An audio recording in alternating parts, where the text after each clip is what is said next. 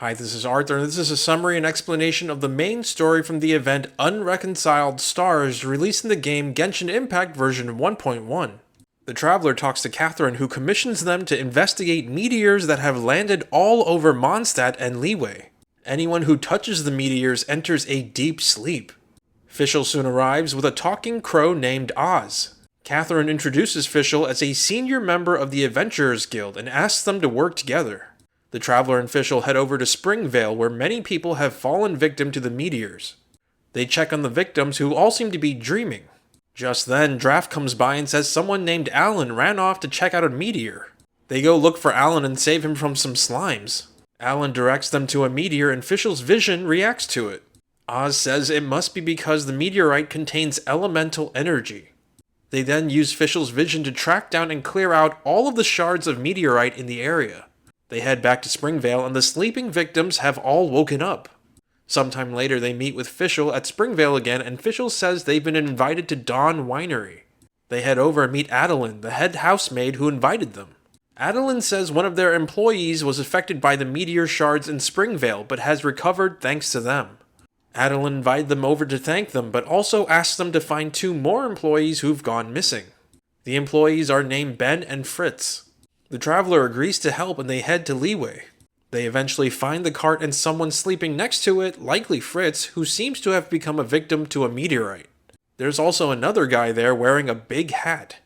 Hat Guy says he's a vagrant from Inazuma and just happened to stop by. Just then, a Millilith comes by and Hat Guy says goodbye. The Millilith says they've established a disaster relief station for victims of the meteorites and takes Fritz there. The Traveler also heads over and speaks to Huayan, the innkeeper whose inn is hosting the relief station. The Traveler tells Huayan about how removing meteorites from an area cures those who've fallen asleep. Huayan asks them to dispose of the meteorites in the vicinity, and they do so. As they're clearing the area, the Traveler and friends find some Fatui who are also investigating the meteorites. After they're done removing the meteorites, Fischl says the meteorites are actually curses. They then go ask Catherine about finding someone with expertise on curses. Catherine calls Mona over and they fill her in on the meteorites.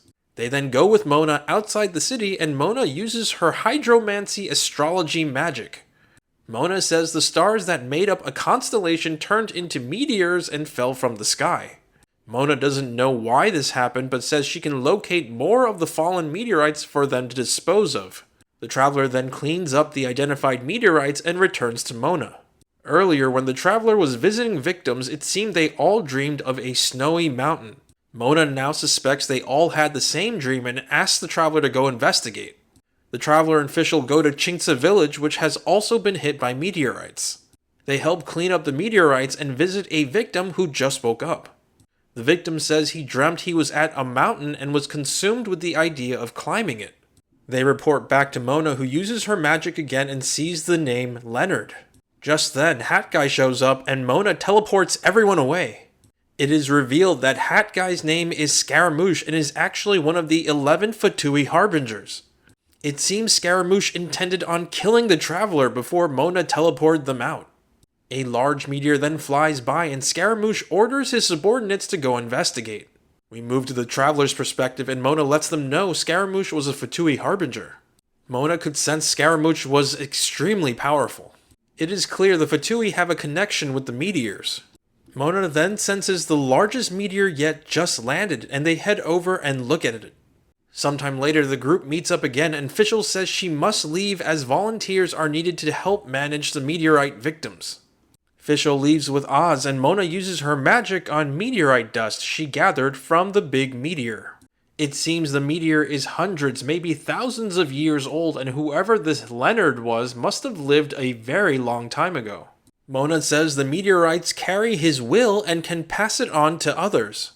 That's what's causing people to sleep and where the dreams of the mountain come from. Mona thinks Leonard may have been an adventurer, so they go to the Adventurers Guild and talk to Catherine. Catherine points them to the library where they find a guidebook written by Leonard. However, the book is damaged, so they bring the book to Mona, who uses her magic to decipher it. Mona reads through the book and confirms Leonard was an adventurer who lived 2,000 years ago. Leonard dreamed of climbing a mountain called Pylos Peak. Mona suspects the Fatui summoned the meteors from the sky and that there must be a core meteorite that contains Leonard's spirit. Since Leonard was obsessed with Pylos Peak, it makes sense his spirit would send the core meteorite there. Mona can't find Pylos Peak on any maps, but does recall reading about how the Anemo Archon once blew an entire mountain into the sea. Mona thinks that mountain was Pylos Peak and suspects it fell into Musk Reef. They head over to Musk Reef and find Scaramouche standing in front of the core meteorite. Scaramouche doesn't feel like fighting and leaves, but not before mentioning the stars and sky are all a gigantic lie. After Scaramouche leaves, they approach the core meteorite. Mona says they must destroy the core meteorite in order to cure all of the sleeping victims. The traveler destroys it and they see Leonard's memories.